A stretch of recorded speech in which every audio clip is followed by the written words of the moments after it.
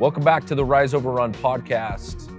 For another episode, I'm Doug Barnett. I'm here with my co-founder, Brant. What's up? We're going to talk a little bit today about what changes at your company after Series A.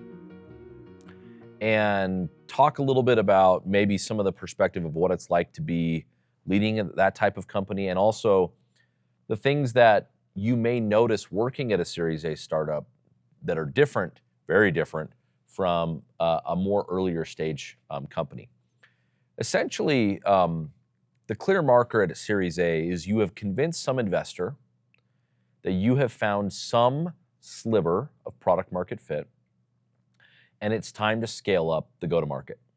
And even if it's in one single channel, it's time to kind of push the chips in a little bit further and begin to scale the revenue. And it's a very, very different time than when you are exploring for product market fit. You do a very different set of activities. I don't know if this is going to be news to people, but building a durable company is very, very hard.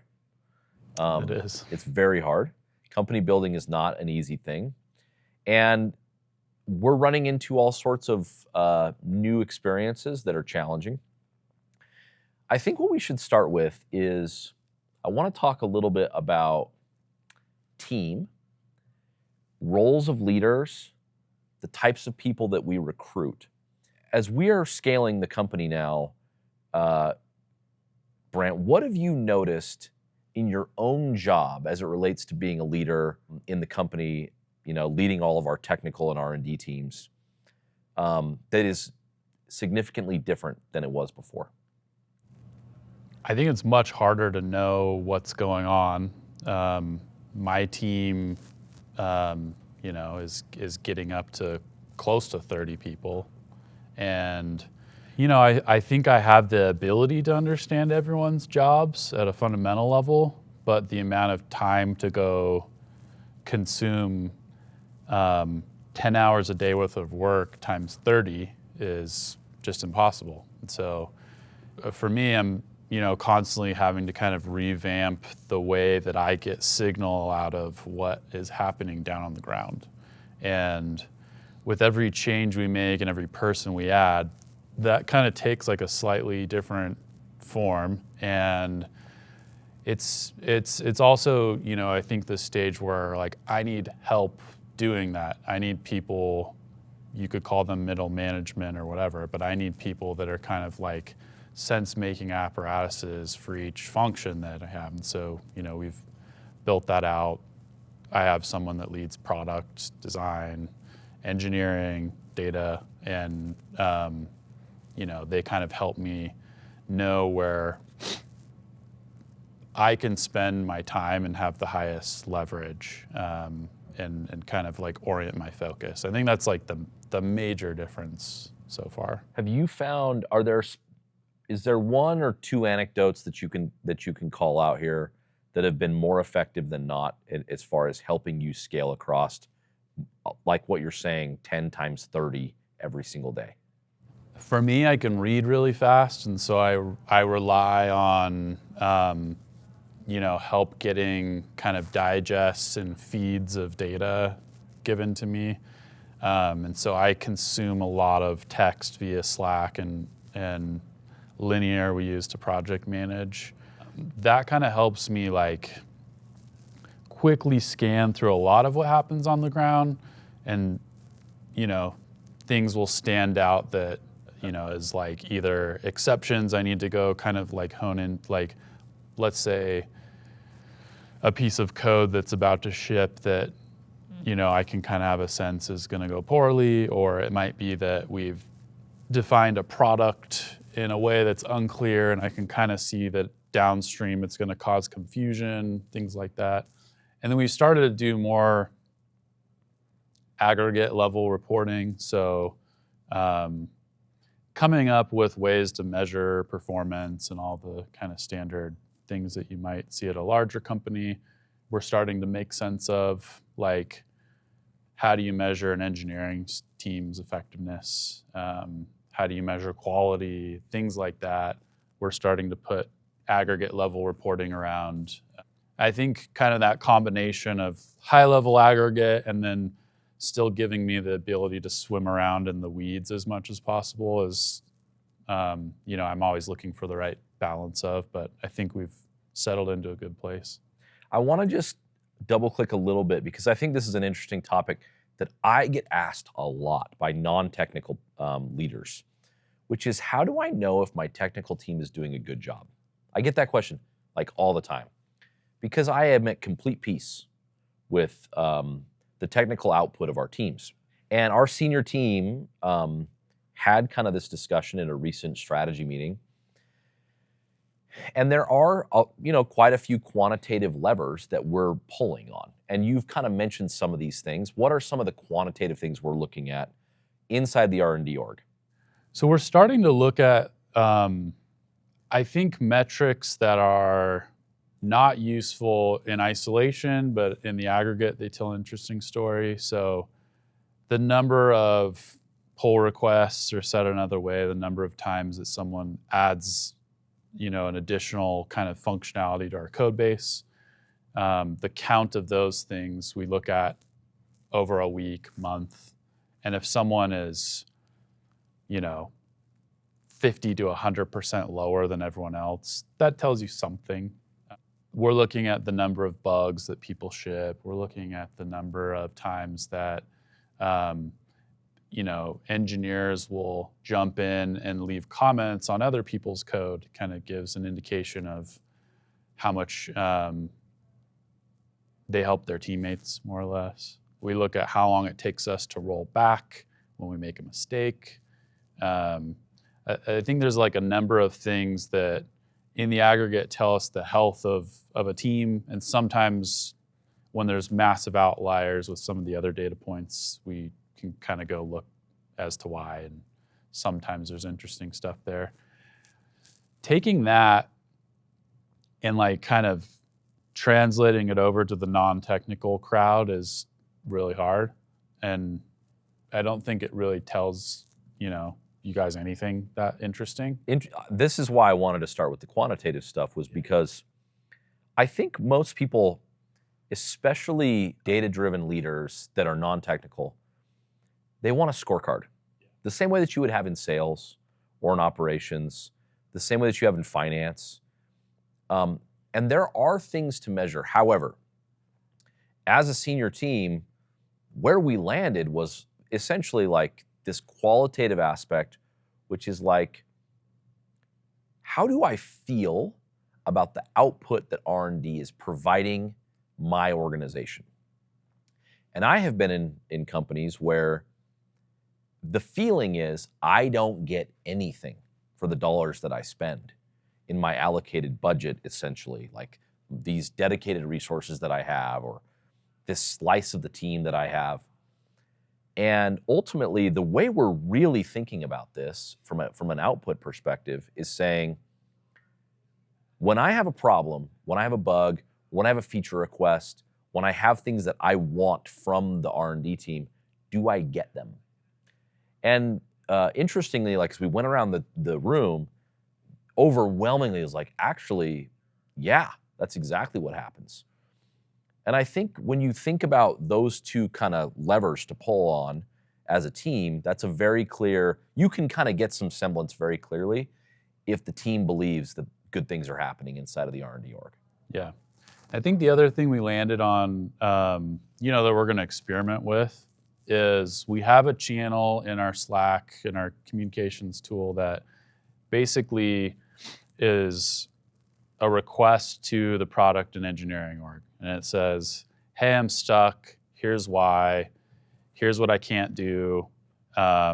Please help me, basically.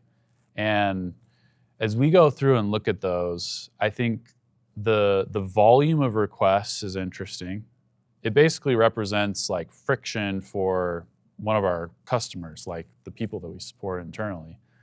And as we go dive into the reasons why, there's a couple categories that shoot out of it. So one is we just made a mistake. We didn't think through an edge case with the code we wrote, or we just, for whatever reason, there's a bug that engineering put into the code base and it's blocking work.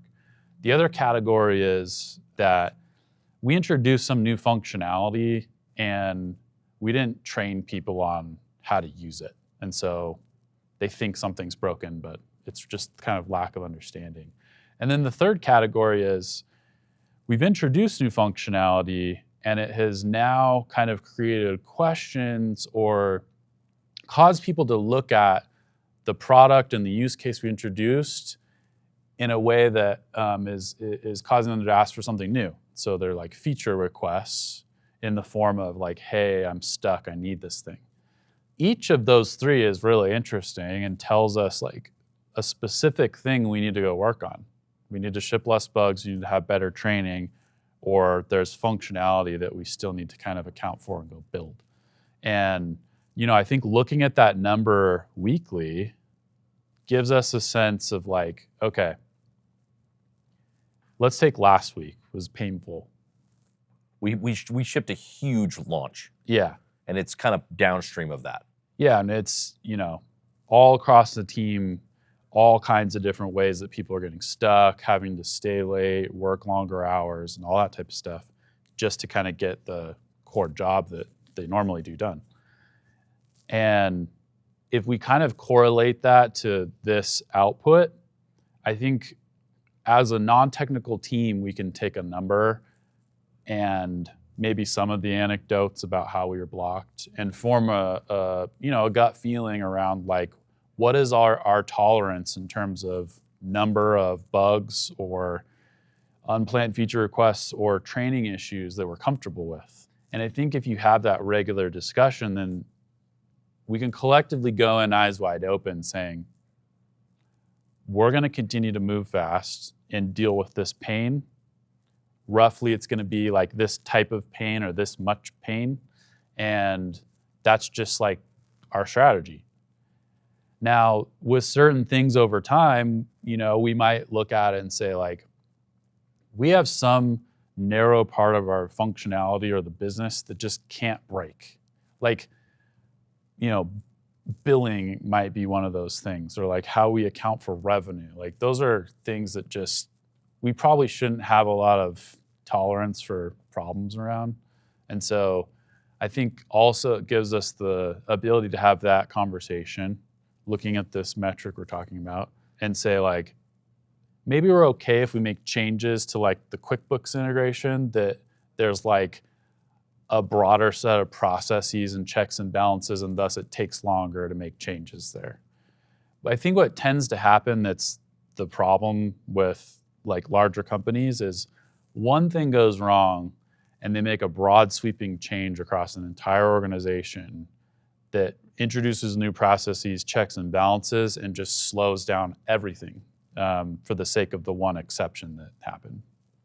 One of the unlocks for us is having a measurable feedback loop that you can measure is an interesting way to bridge the gap between what does the non-technical team think about and how does the technical team think about how we're doing together.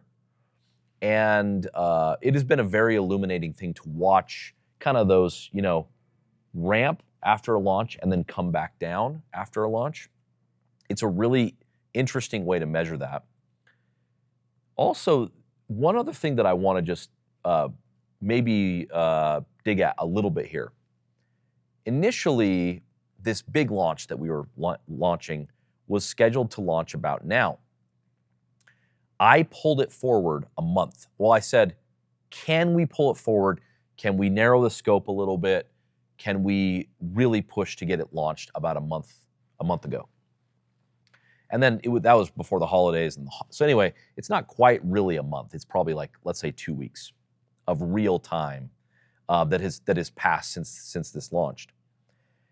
And I believe after every launch, no matter how prepared you are, how long you take, there are going to be things that you missed, whatever that is. Yep. And I believe working through that bug stack and small little features that maybe you got a little bit wrong, you get a better product on the other side. So I would prefer to launch fast, deal with that, and then, considering we were trying to launch now, I think we have a way better product today than we would have had we waited longer and spent a little more time being a little more careful. Do you agree? I would say like 90% of the way. I think like there's always some amount of nuance with this, especially if you're on the flip side, the engineering side or the design product side, where I can now go look at our list of mistakes we made, and there's just functional process, maybe in some cases like lack of skill set problems that I need to go solve that we could have solved.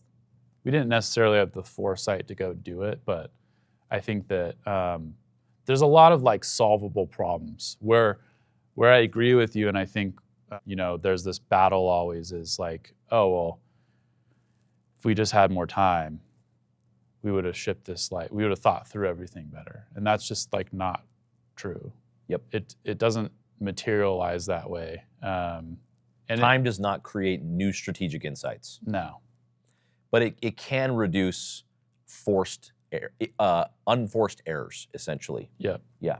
So basically, we started on team a little bit, like management.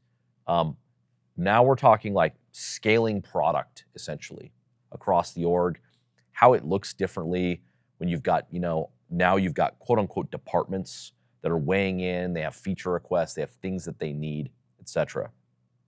In addition to all of that, we are also scaling sales and marketing in brand new ways. We just launched a brand new website. Really proud of how that turned out. Our sales team is scaling pretty significantly. That's a funny thing to say because we only have 3 salespeople today. We're scaling that team to about maybe, let's say, 8 to 10 over the next 60 days, which is a lot of growth in the sales department for us, but also very small relative to most companies. Yeah. But I want to double click also on this thing around now everyone has a little bit higher expectation for the company. And that can take multiple different lanes. One, your investors have a higher expectation. When you raise a Series A, this is important for employees to really understand. When you raise a Series A, what does the investor expect? I think just I'll maybe answer that with contrasting like the unspoken thing about seed, pre-seed. In a lot of cases, well, in all cases, like if you're a good investor, you kind of know the failure rate there, and it's like 95%, something like that. And so you kind of just almost expect that most of your companies are going to come back to you and be like, we failed. And if you've been through that enough times, it's kind of the exchange goes something like this, like, hey, we tried, we put in 4 years, we couldn't find product market fit.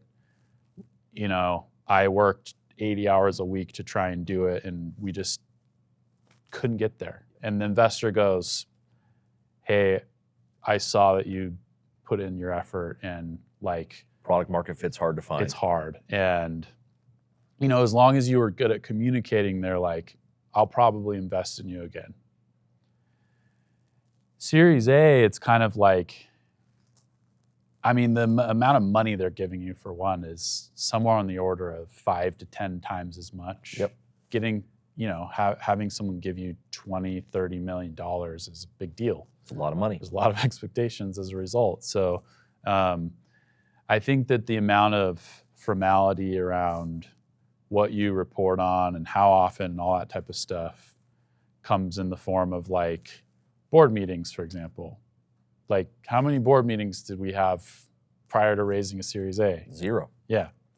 And now we're having them every quarter.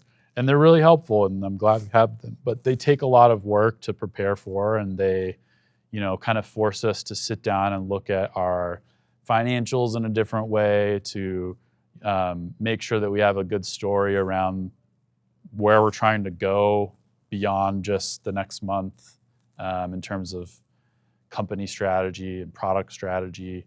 And, I think because it is maybe like one step closer to actually having an outcome, there's a lot more, I don't know, energy around actually like making sure we get there. So when we bring up dumb ideas or whatever, people will get more emotional about it. It's like, I want this company to be worth multi-billion dollars and have an outcome. Yeah.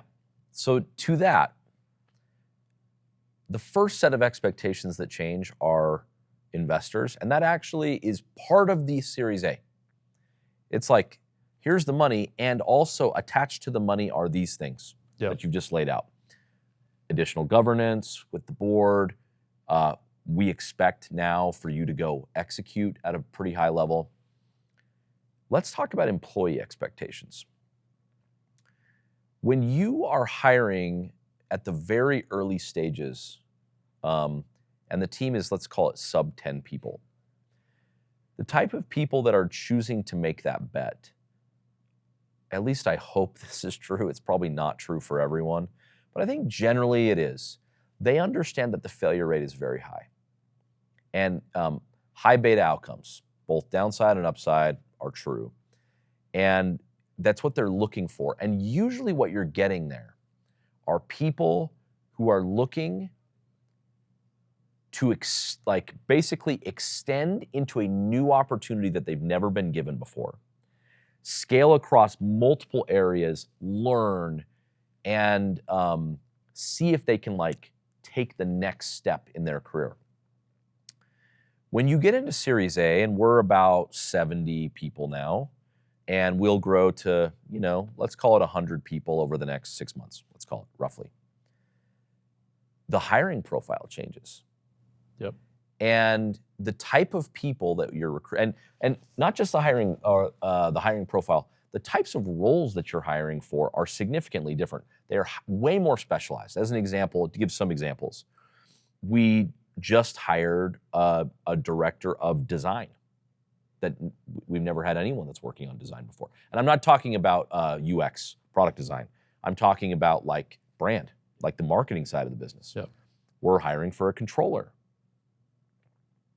You don't hire controllers at early stage companies.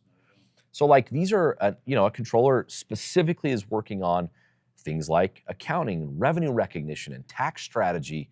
Very different set of things than a normal, hey, we just got to get the books done and make sure we get it out, and so we can say we have this much cash left over.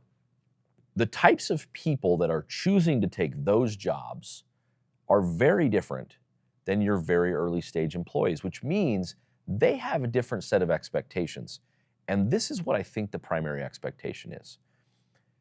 I don't think the expectation is they're necessarily going to get rich. I don't think that is the expectation. But I do think the expectation is, are you competent enough to not make this business go out of business? Is my job secure? As long as I execute at a high level, you're not going to put us out of business. Now, there are still lots of Series A companies that go out of business, but it is a different level of expectation than you get at seed stage. Yep.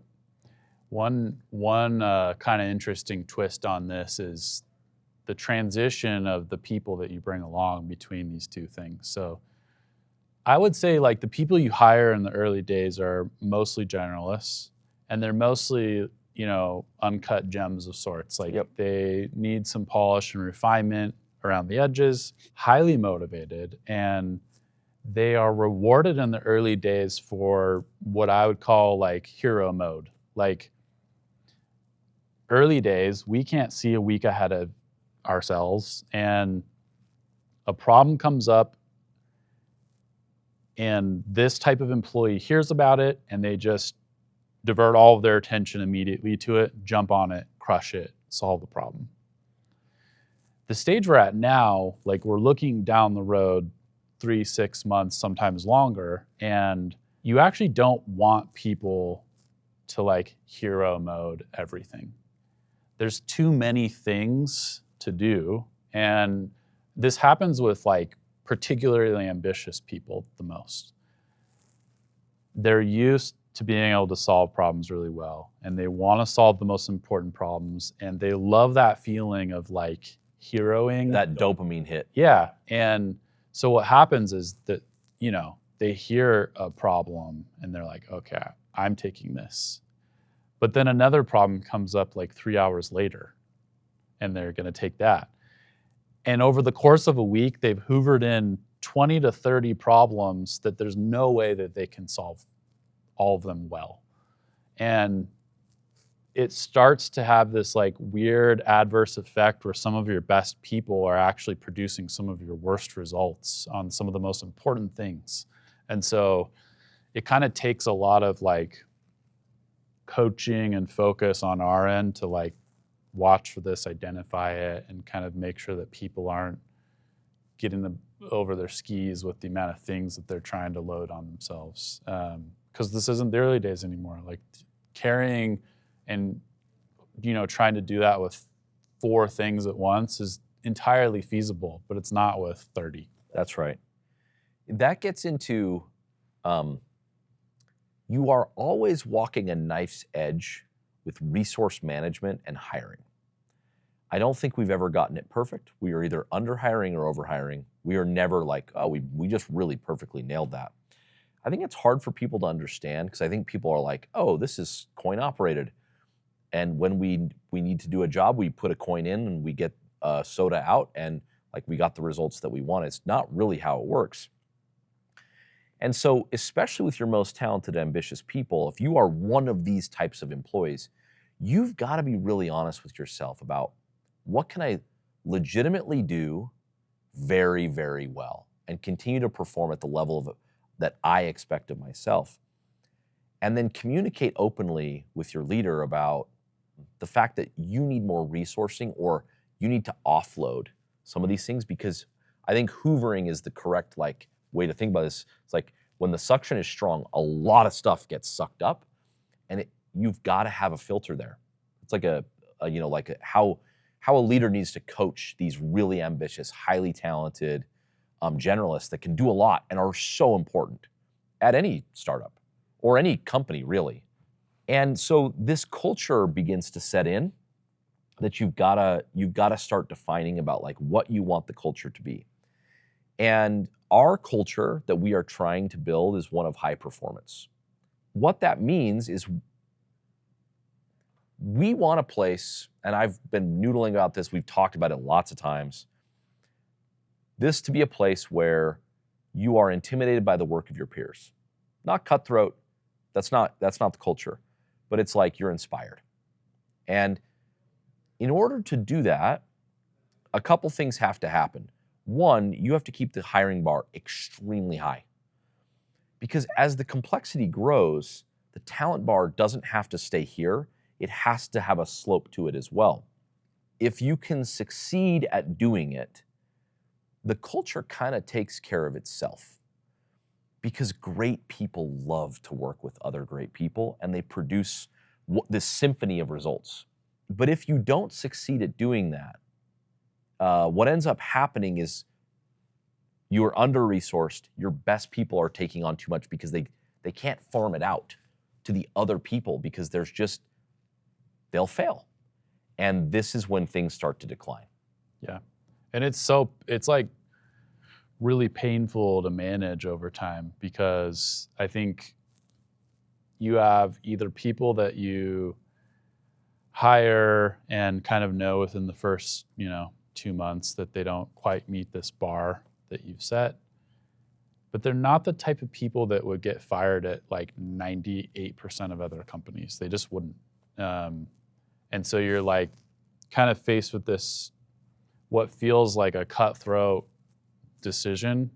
You're like, we're trying to kind of keep this bar so high that I'm going to like let go of this person for reasons that are like pretty extraordinary and unique to us, and almost feel cruel as a result of being so unique.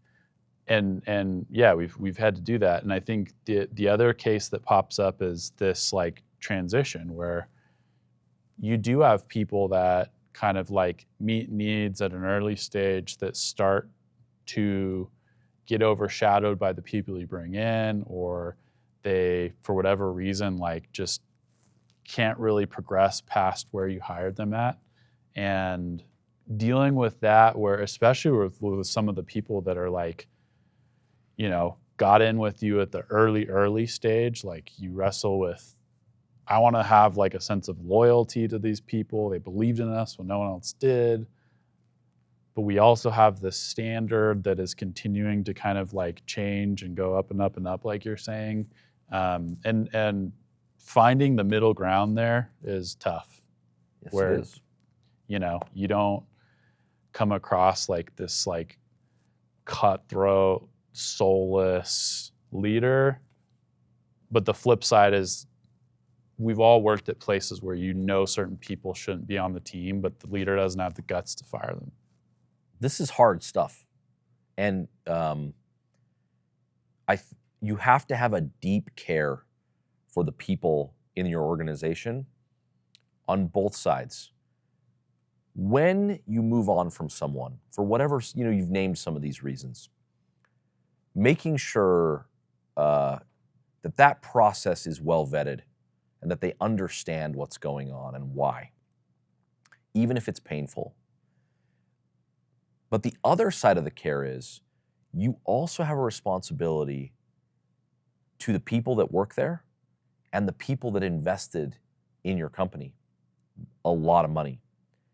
And these are the most important expectation that I think we haven't even really talked about is the general expectation that when you raise venture capital, you are trying to do something that is so freaking hard and rare that it requires an abnormal set of expectations. Because trying to build $1 billion company is really, really difficult. And so when you put all this together, everything from how do we manage and communicate in different ways, new ways as the team is growing? How do we continue to keep a hiring bar really high?